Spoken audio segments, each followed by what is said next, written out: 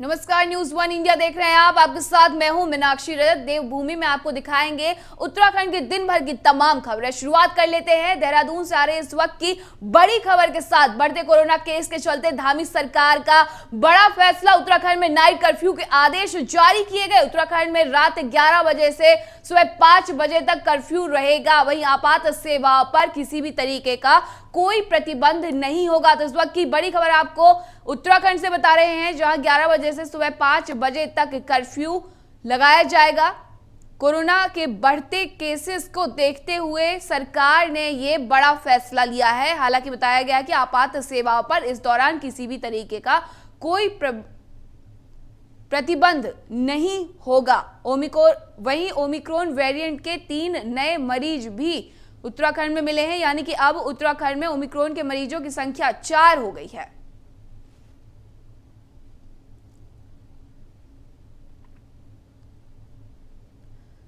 प्रधानमंत्री नरेंद्र मोदी 30 दिसंबर को हल्द्वानी दौरे पर पहुंचेंगे, जिसको लेकर बीजेपी कार्यकर्ताओं ने तैयारियां तेज कर दी हैं। पीएम मोदी की एमबीपीजे इंटर कॉलेज ग्राउंड में भव्य जनसभा होनी है। इस दौरान पीएम मोदी जनसभा को संबोधित करेंगे। पीएम मोदी के दौरे को लेकर बीजेपी कार्यकर्ता जगह जगह बैठक कर तैयारियों में जुटे हुए हैं। तो वहीं प्रशासन भी रैली को लेकर पूरी तरह से मुस्तैद है। इसी के तहत एसएसपी नैनीताल पंकज भट्ट ने भी पीएम मोदी की होने वाली जनसभा स्थल का निरीक्षण किया।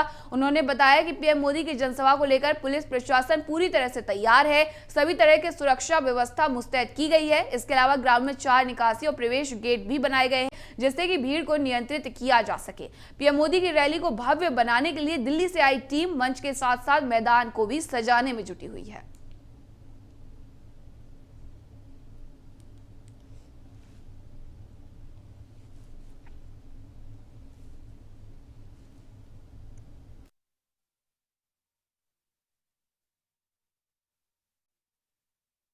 30 दिसंबर को हल्द्वानी में जब प्रधानमंत्री नरेंद्र मोदी का दौरा होना है, उसी का जायजा लेने जनपद के एसएसपी पंकज भट्ट यहाँ पहुंचे हैं। उनसे सीधी बात करेंगे। सर, जायजा लेने पहुंचे हैं, सुरक्षा व्यवस्था का भी आप लगातार जायजा ले रहे हैं, पूरे फील्ड में घूम रहे हैं, क्या कुछ निर्देश दिए गए हैं और क्या कुछ आगे? इसमें ग्राउंड की सुरक्षा के लिए एक डबल गार्ड लगाई गई है। उसके अलावा 1.5 सेक्शन पीएसी लगाई गई है। यहाँ जो टैंकी है, इसकी सुरक्षा के लिए एक गार्ड अलग से लगाई गई है। उसके अतिरिक्त यहाँ लार्ज स्केल पे 2 इंस्पेक्टर और पूरा स्टाफ लगाया गया है जो सत्यापन कर रहा है। इस समय जो रास्ता बन रहा है, इसकी भी सिक्योरिटी के लिए 1.5 सेक्शन पीएसी लगाई गई है और लगातार सुरक्षा के मानकों का जायजा लिया जा रहा है। सर, सुरक्षा की दृष्टि से देखें, इस ग्राउंड में कितने रास्ते बनाए गए हैं? अभी तक इसमें 4 रास्ते बनाए जा रहे हैं और आगे अगर ज़रूरत पड़ेगी तो और रास्ते बनाए जाएंगे। सर, 4 रास्ते वो हैं जो अभी तक नए बनाए जा रहे हैं? हाँ बिल्कुल, 4 जो है गेट बनाए जा रहे हैं, जिनमें से वीआईपी गेट अलग रहेगा और पब्लिक के लिए अलग से गेट बनाया जाएगा। तो आप थे हमारे साथ में एसएसपी नैनीताल पंकज भट्ट। आपने बताया जो 4 रास्ते हैं अभी तक नए बनाए गए हैं और उसके अलावा अगर और आवश्यकता रास्तों की बनाने की पड़ेगी तो इस मैदान के अंदर वो रास्ते भी बनाए जाएंगे। हल्द्वानी से न्यूज़ वन इंडिया के लिए उवैस सिद्दीकी। 30 दिसंबर को प्रधानमंत्री नरेंद्र मोदी का हल्द्वानी दौरा है, जिसकी तैयारियां पूरे चरम पर चल रही हैं। आप मेरे ठीक पीछे देख सकते हैं कि ये वो मंच तैयार हो रहा है जहां से प्रधानमंत्री नरेंद्र मोदी का संबोधन होना है। और मैं आपको दिखा देना चाहूँगा ठीक पीछे अपने, जहां पर वो रोड रोलर चल रहा है, वो कमरे से लेकर वहां पीछे तक मैं दिखाना चाहूँगा। वो कभी एक दीवार हुआ करती थी, उस दीवार को तोड़ दिया गया है और इसको पूरे मैदान में तब्दील कर दिया गया है। आप देख सकते हैं किस तरह से यहाँ पर रात और दिन काम चल रहा है। और यहाँ पर जो दीवार थी, काफ़ी बड़ी दीवार थी, लगभग 50 से 60 हज़ार लोगों की आने की यहाँ पर उम्मीद है। आप देख सकते हैं पीछे वहाँ जेसीबी भी चल रही है और इधर मंच का काम भी चल रहा है। डॉग स्क्वाड और जो सुरक्षा की टीमें हैं वो लगातार यहाँ पर मौजूद हैं। और जो ये ग्राउंड है, ये हल्द्वानी का एमबीपीजी ट्रस्ट ग्राउंड है, जहाँ पर 30 तारीख को प्रधानमंत्री नरेंद्र मोदी को आना है और जो उनके द्वारा सौगात उत्तराखंड को दी जाएगी। देहरादून के बाद अब हल्द्वानी में प्रधानमंत्री नरेंद्र मोदी उत्तराखंड को एक बड़ी सौगात देंगे। उससे पहले हम आपको दिखा रहे हैं जो यहाँ तैयारियां, यहाँ पर खूब रात और दिन यहाँ तैयारियां चल रही हैं। आप ये देखिए, 4 लोग देख सकते हैं जो मंच के ऊपर लगने वाले बोर्ड्स हैं उनको लेकर जा रहे हैं। और ये ठीक अगर आप मेरे कैमरे की नज़र में आ रहे हैं, ये डॉग स्क्वाड की टीम है जो लगातार यहाँ पर बनी हुई है और यहाँ पर अपनी नज़रें बनाई हुई है सुरक्षा की दृष्टि से। तो कहीं ना कहीं जो प्रधानमंत्री का 30 तारीख को दौरा है उसके लिए प्रशासन भी काफी अलर्ट मोड पर है। हल्द्वानी से न्यूज़ 1 इंडिया के लिए उवैस सिद्दीकी। उत्तराखंड में 70 सीटों के संग्राम के लिए बीजेपी ने पूरी रणनीति तैयार कर ली है। बीजेपी अध्यक्ष जेपी नड्डा लगातार दौरे कर बीजेपी के पक्ष में माहौल बना रहे हैं, वहीं संगठन को भी चुस्त दुरुस्त कर रहे हैं, जिससे बीजेपी सरकार की उपलब्धियों को जनता के बीच साझा किया जा सके। वहीं देहरादून दौरे पर बीजेपी अध्यक्ष जेपी नड्डा ने गढ़वाल की 41 सीटों पर तैयारियों की समीक्षा भी की। ये रिपोर्ट देखिए।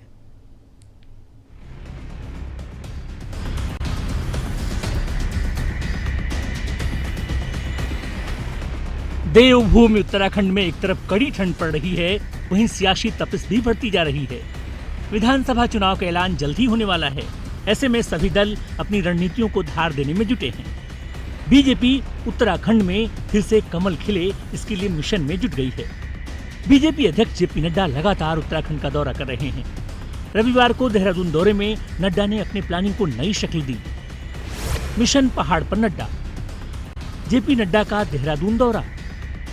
चुनाव को लेकर पदाधिकारियों के साथ की बैठक, चुनाव प्रबंधन समितियों के साथ भी की बैठक, सभी पदाधिकारियों से फीडबैक ली, संगठन सरकार के काम की समीक्षा की।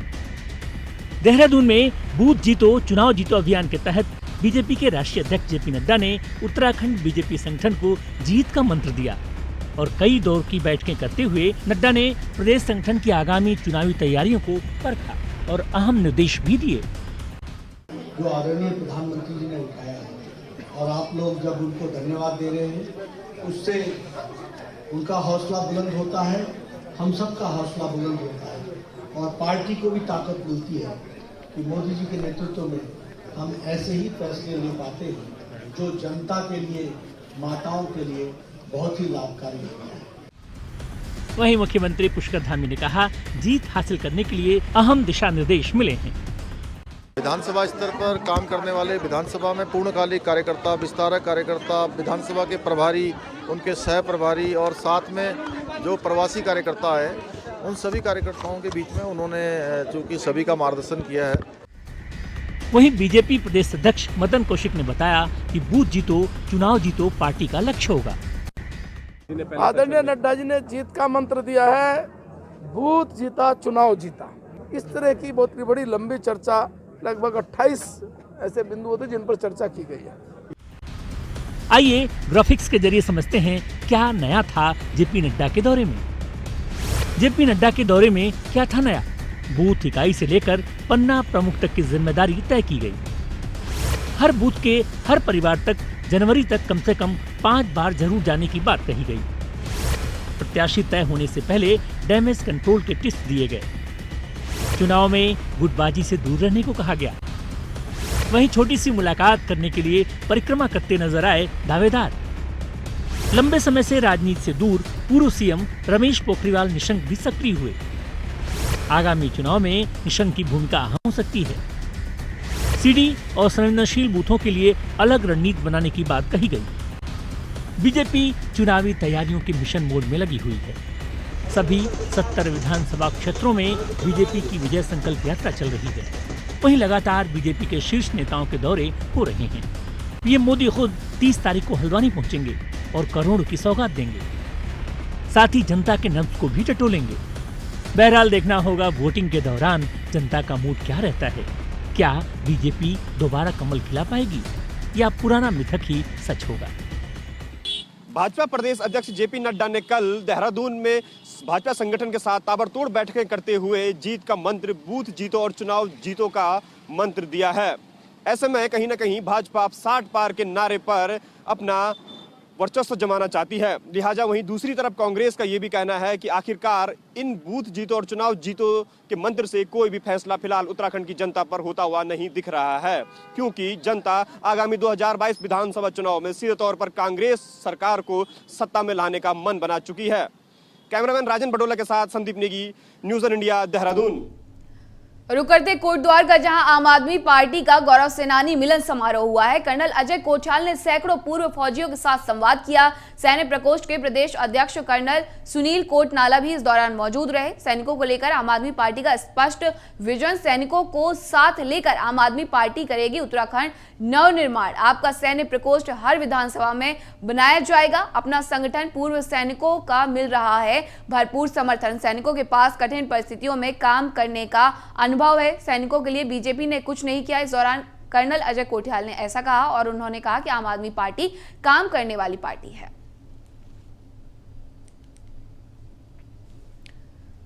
वहीं हरिद्वार विधानसभा चुनाव को लेकर आम आदमी पार्टी की तैयारियां तेज हो गई हैं। हरिद्वार पहुंचे दिल्ली सरकार के कैबिनेट मंत्री इमरान हुसैन। हरिद्वार की ग्रामीण विधानसभा में जनसंवाद किया। जमालपुर कला गांव में किया जनसंवाद में सैकड़ों ग्रामीण रहे मौजूद।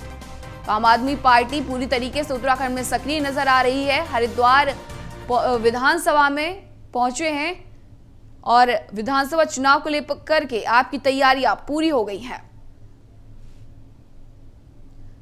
वहीं चंडीगढ़ नगर निगम चुनाव में आम आदमी पार्टी सबसे बड़ी पार्टी बनकर उभरी है, जहां आम आदमी पार्टी ने 35 में से 14 सीट जीतकर अपना कब्जा जमाया है। इस सीट के साथ ही उत्तराखंड के आप प्रदेश कार्यालय में जश्न का माहौल है।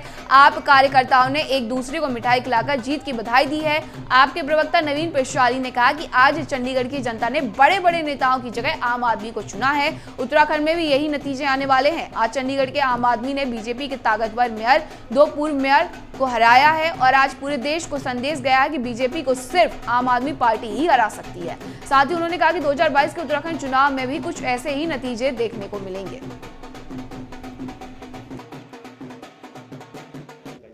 देखिए, जिस तरह से चंडीगढ़ नगर निगम भारतीय जनता पार्टी का गढ़ है, आज चंडीगढ़ की जनता ने उस गढ़ को ढा के आम आदमी पार्टी को समर्थन दिया है, आम आदमी पार्टी को आगे किया है। एक भारी जीत दर्ज वहां पर आम आदमी पार्टी ने की है। ये संकेत है पंजाब विधानसभा चुनाव के परिणामों का एक झलक चंडीगढ़ की जनता ने दिखा दी है और ये जीत हमारे लिए बहुत मायने रखती है, क्योंकि आने वाले समय में 5 राज्यों में चुनाव हैं और इस जीत का असर उत्तराखंड में भी पड़ेगा। 22 को लेके हम आशावान हैं और जिस तरीके के रिजल्ट्स चंडीगढ़ में भी आए हैं, ये दिखाता है कि लोग अब इस प्रदेश में काम की राजनीति चाहते हैं, क्योंकि जो एंटी इस्टेब्लिशमेंट पॉलिटिक्स अभी तक आम आदमी पार्टी ने की है और काम की राजनीति की बात की, मुझे लगता है पूरे देश में उसको लोग उसके साथ खड़े हो रहे हैं, उसको आशीर्वाद दे रहे हैं। 22 को लेके हम आशावान हैं। रुड़की जैसे बड़े नगर निगम के मेयर गौरव गोयल अपने नगर निगम के अफसरों के जंजाल में इस कदर फंस गए हैं कि उन्हें बीते दिनों जहां खुद की हत्या की आशंका व्यक्त करते हुए रुड़की में प्रेस कॉन्फ्रेंस करनी पड़ी, तो वहीं अब चुनाव आयोग तक रुड़की के मेयर पहुंच चुके हैं। मेयर गौरव गोयल के मुताबिक नगर निगम रुड़की में अफसरों की आपसी सेटिंग, कमीशनखोरी चरम पर है। एक अफसर हटाए गए लेकिन कुछ दिनों में उसी पद पर भेज दिए गए। स्थानीय व्यक्ति को तैनाती और रिश्वतखोरी का उन्होंने विरोध किया तो महंगा पड़ा। अब पार्टी से वो कार्रवाई की मांग करने के लिए भटक रहे हैं, जबकि पार्टी ऐसे किसी मामले की जानकारी से ही इनकार कर रही है। कांग्रेस की कितनी बातों पर विश्वास करोगे? कांग्रेस के कल तक लोग कह रहे थे कि देवेंद्र यादव बीजेपी का एजेंट है, आज वो कह रहे कि पोस्टर बीजेपी ने लगवा दिए। अब कल हरीश रावत को अगर आपने जैसे कह रहे हैं कि फिर उनको कमान मिलने जा रही, तो कांग्रेस ये भी कह सकती है कि भाजपा ने हरीश रावत को कमान दे दी। और कल वो हटते हैं तो ये भी कह सकते हो कि साहब ये तो भाजपा के एजेंट है। ये कांग्रेस की कितनी बातों पर विश्वास करोगे? देश सरकार से आप जरूर करें कि ऐसा क्या कारण है कि इतने अधिकारियों को संरक्षण क्यों दिया जा रहा है। बीते दिनों आपकी हत्या तक की कोशिश कर दी गई। बिल्कुल, मेरे ऊपर हमला कराया गया और अधिकारियों द्वारा ही कराया गया, लेकिन फिर भी अधिकारियों को संरक्षण मिल रहा है। ये बहुत गंभीर विषय है। कुछ रुड़की के हमारे मैं कहूँगा कि प्रभावशाली लोग हैं। निश्चित रूप से समय आने पर मैं सबका नाम भी खोलूंगा। और रुड़की उत्तराखंड में पुलिस कर्मियों के परिजनों ने 4600 ग्रेड पे की मांग को लेकर रैली निकाली। ये रैली गांधी पार्क से निकाली गई। इस दौरान हाथी बड़कला बैरियर पर पुलिस ने प्रदर्शनकारियों को रोक दिया। हाथों में बैनर और तख्ती लेकर लोग इस प्रदर्शन रैली में शामिल हुए और सरकार के खिलाफ नारेबाजी की। 4600 ग्रेड पे की मांग को लेकर उत्तराखंड पुलिस के सिपाहियों के परिजनों ने पहले गांधी पार्क पर धरना दिया। इसके बाद सीएम आवास कूच किया। कूच में करीब 200 परिजन शामिल हुए। सभी को हाथी बड़कला बैरियर पर पुलिस ने रोक लिया। वहीं प्रदर्शन कर रहे परिजनों ने कहा कि जब सरकार ने हमसे वादा किया तो अब सरकार अपने वादे को पूरा क्यों नहीं कर रही है। साथ ही सरकार को चेतावनी देते हुए कहा कि अगर सरकार हमारी मांग पूरी नहीं करती है तो आत्मदाह कर लेंगे।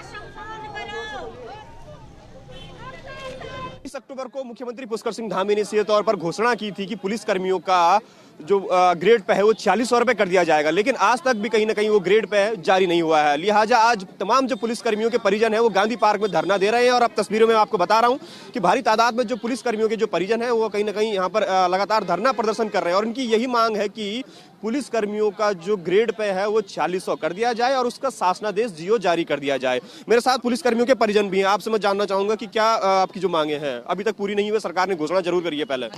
सर सबसे पहले तो ये मांग नहीं है, ये हमारा अधिकार है। 4600 ग्रेड पे हमारा अधिकार है। इनके सामने तो हमने ठगा सा मैसेज, जैसे इनसे भीख मांग रहे होंगे। आज तक शासनादेश जारी क्यों नहीं किया? यह तो घोषणाओं की सरकार है। मुख्यमंत्री जी ने जब घोषणा की थी 4600 का ग्रेड पे करने के लिए, आज 66 का दिन 67वां दिन है, क्यों अभी तक जीओ जारी नहीं हुआ, शासनादेश जारी नहीं हुआ? हम यहाँ से सर वापस नहीं जाएंगे। और ऐसा हमारे उसमें कौन है, वित्त में कौन बैठा है जो माननीय मुख्यमंत्री जी घोषणा हो चुकी है, ऐसी जीओ जारी क्यों नहीं हुआ? हमारा एक कांस्टेबल भाई ड्यूटी में 1 सेकंड के लेट होता है। चेतावनी क्या है आपकी सरकार को? चेतावनी है, आज हमारा शासनादेश जारी नहीं हुआ, हम आत्मदाह करेंगे। आत्मदाह करेंगे, इसके जिम्मेदार हमारा आला अधिकारी, शासन प्रशासन और हमारी सरकार होगी। मैम लगातार प्रदर्शन आप कर रहे हैं, ठीक है, अभी भी कहीं ना कहीं लगता है कि आपको सरकार क्या क्यों नहीं कर पा रही है, वजह क्या है और कब तक क्या रहेगी चेतावनी अब अंतिम आखिरी आपकी? सर हमारी आखिरी चेतावनी यही है कि आज हमें वैसे पूरी उम्मीद है कि हो जाएगा हमारा जीओ जारी। अगर नहीं हुआ तो हम पहले भी बोल चुके हैं, हम पूरी रात भर हम आत्मदाह करने के लिए तैयार हैं, लेकिन आज हम जीओ लेके जाएंगे सर। आज हो या कल हो हमें मतलब नहीं है, हमें जाना ही है तब है जब हमारा जीओ जारी होगा, उससे पहले हम नहीं। हाँ लिखित में ही चाहिए, उससे पहले हम नहीं जाएंगे। हमने कोई बिल्कुल, ये है पुलिसकर्मियों के तमाम परिजन जिनका सीधे तौर पर कहना है कि अगर आज जीओ जारी नहीं होता है तो कहीं ना कहीं आत्मदाह भी जरूर करेंगे। ऐसा में सरकार को जरूर ये सोचना चाहिए कि घोषणा तो जरूर करी है लेकिन उस पर अमली जामा कब पहनाया जाए। कैमरामैन राजन बड़ोले के साथ संदीप नेगी, न्यूज़ 1 इंडिया, देहरादून। पौड़ी विधानसभा के अंतर्गत आने वाले परसुंडा खाल के रछूड़ी गांव निवासियों ने 2006 में अपनी 55 नाली भूमि आईटीआई भवन के लिए दान की थी।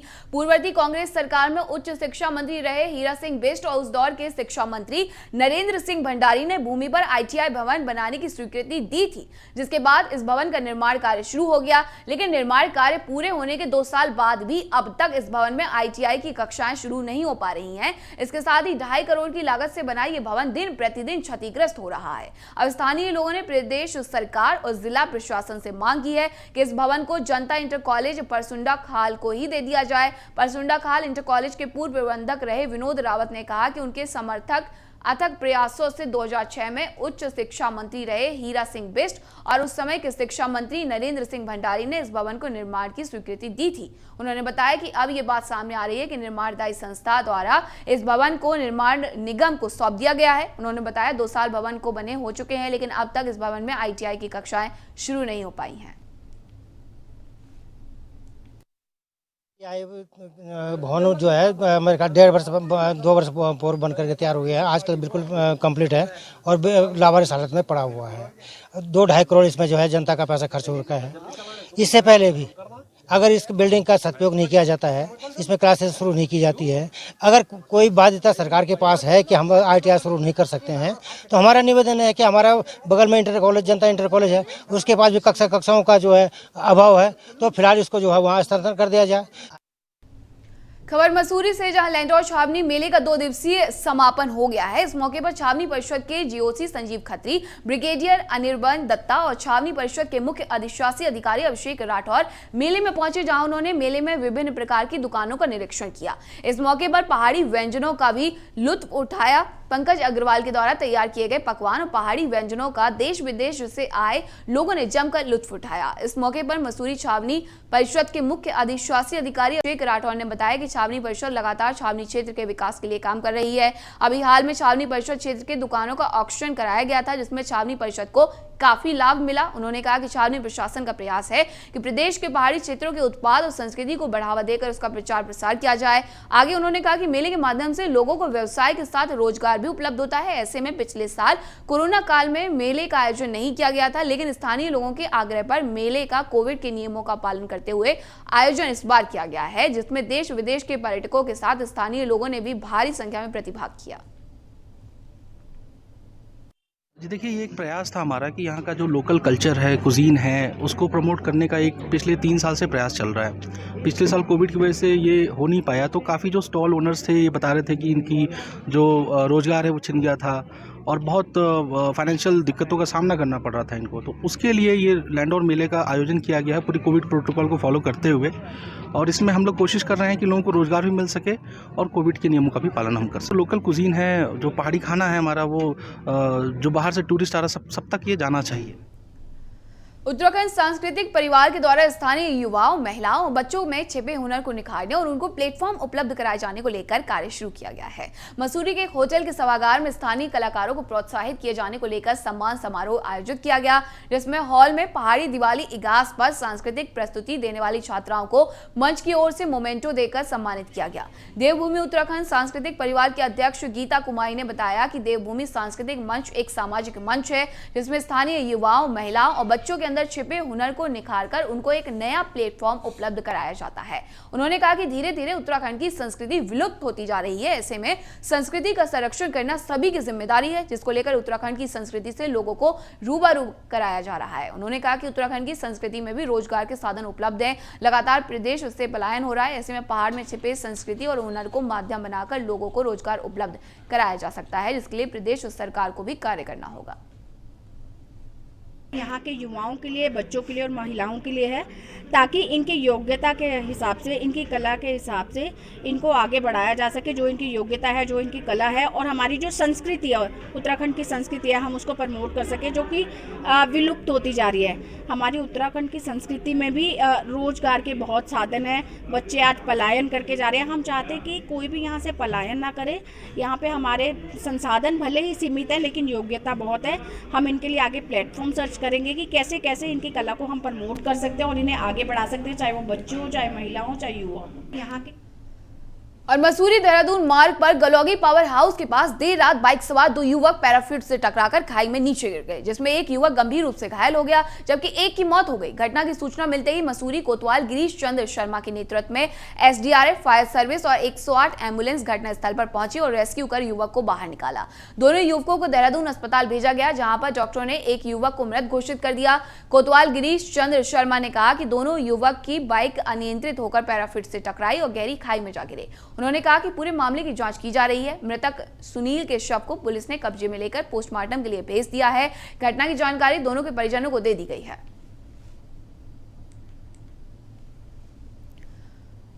और इस बुलेटिन में मेरे साथ इतना ही। देखते रहिए न्यूज़ 1 इंडिया। नमस्कार।